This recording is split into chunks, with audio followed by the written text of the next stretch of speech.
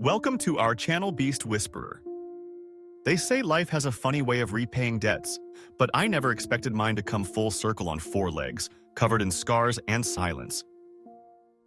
It had been almost 20 years since I stepped away from that old wildlife preserve in South Africa. I used to work there as a rehabilitation volunteer, just a scared, wide-eyed kid who didn't know what to do with his grief after losing his brother. I poured all my pain into healing wounded animals. And out of all the creatures that passed through our care, there was one I could never forget.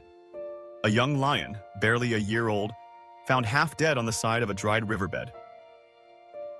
Bullet wound through the hind leg, ribs poking through his coat, flies crawling over his eyes. He should have died, but he didn't. And maybe I shouldn't have cared so much, but I did. We named him Tao, the Setswana word for lion. I didn't just clean his wounds or feed him formula through a syringe. I talked to him. I sat by him during thunderstorms when the others went to bed. I whispered to him about the people I'd lost, the anger I couldn't voice, and the loneliness I wore like skin. And for some strange reason, he listened. Most lions, even the ones we raised, kept their wild distance. Not Tao. He watched me like I was the only anchor holding him to this world. And I watched him grow from that dying cub into something fierce, golden, and hauntingly graceful. When he was strong enough to return to the wild, I was the one who opened the gate. And then he was gone. That moment carved something into me I never quite healed from. I left the preserve soon after. Life pulled me in different directions. City jobs, relationships, the noise of being human. But I always carried that lion inside me. The one who saw me at my weakest and still looked back like I mattered. Years passed, I got older, a little grayer, a little slower. Until last year when the doctors said something you can never really prepare for. Cancer, late stage. Not much time. Maybe a few months if I was lucky. I didn't cry. Not at first. I just sat in my chair by the window, watching the world move on like I wasn't about to leave it. But then, something strange happened. It started with paw prints. I live alone in a quiet house on the edge of the bushland, far from any towns. One morning, I walked outside to find large, unmistakable paw prints in the soft dirt, bigger than a dog. Too clean to be a mistake. And there were more the next day, and the next. I tried telling myself it was coincidence, a wandering lion, nothing more. But deep down, I knew. And then one morning I saw him. Not in the yard, not in a dream, but standing there, just beyond the trees, watching me, still golden, still scarred, but older, wiser, and calm in a way only wild things can be when they've accepted what life has given them. I don't know how he found me. I don't know if he even remembered. But he came back. He came back when I had nothing left to offer. I left the door open that day.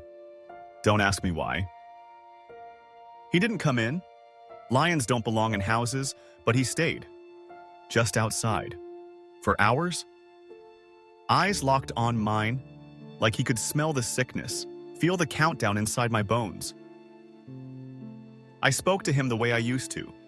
Told him about the doctors, the regrets, the things I never said to people I should have loved better. He didn't move, he just listened, like he always did. Every day after that, he returned. Around sunset, sat near the edge of the trees, never closer, never farther, just there, present, unshakable. And every day, I told him more. About the girl I let go, about the father I forgave too late, about the way life speeds up right when you start paying attention. Sometimes I'd laugh, sometimes I'd break down in a way that would have embarrassed me 10 years ago. And he just stayed. I called the local rangers once just to check if there were any rogue lions in the area. They said no sightings, no footprints, no reports.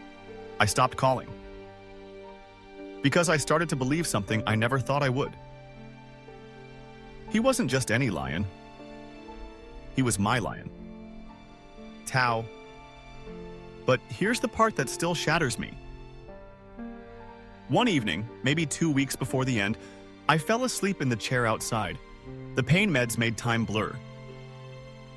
I remember dreaming of the preserve, the red sand, the old gate, and I remember feeling something warm against my hand. When I woke up, there were claw marks in the wood beside me. Deep, clean, deliberate, not random.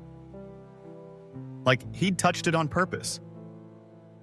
He didn't come after that, not once. I waited. I sat outside every night until the cold seeped into my joints, but he never came back. And I knew why. He had said goodbye.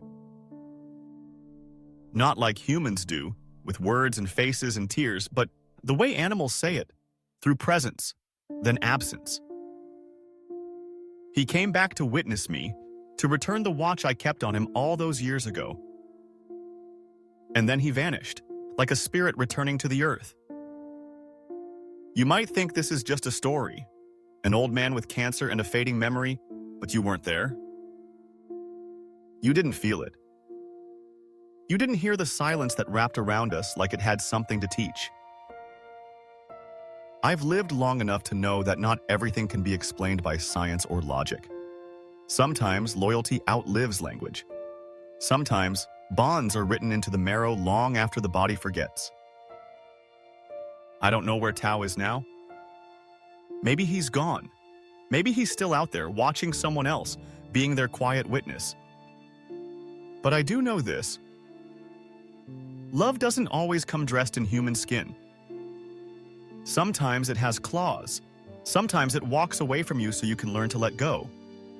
And sometimes, just sometimes, it comes back when you're dying, not to mourn, but to honor the part of you that never stopped caring. He didn't save my life, not in the way people expect, but he reminded me that I mattered, that I had made a difference once, that even in my final days I wasn't alone. And that is enough. So if you ever wonder whether what you give comes back to you, if you ever feel forgotten, discarded, unseen, remember this story. Because somewhere out there, something remembers you. Even if it has no words to say so. The lesson in this story is that true connection transcends time, language, and even species. When we give love, compassion, or care without expecting anything in return, it leaves an invisible mark. Not just on the one who receives it, but on the world itself. Sometimes life repays that kindness in ways we don't expect, not with words or grand gestures, but with quiet presence, loyalty, and meaning. Whether it's a lion returning to sit beside a dying man, or the silent comfort of knowing you mattered to someone, the truth is this: what we give in sincerity never disappears. It lives on, waits patiently, and finds its way back when we need it most.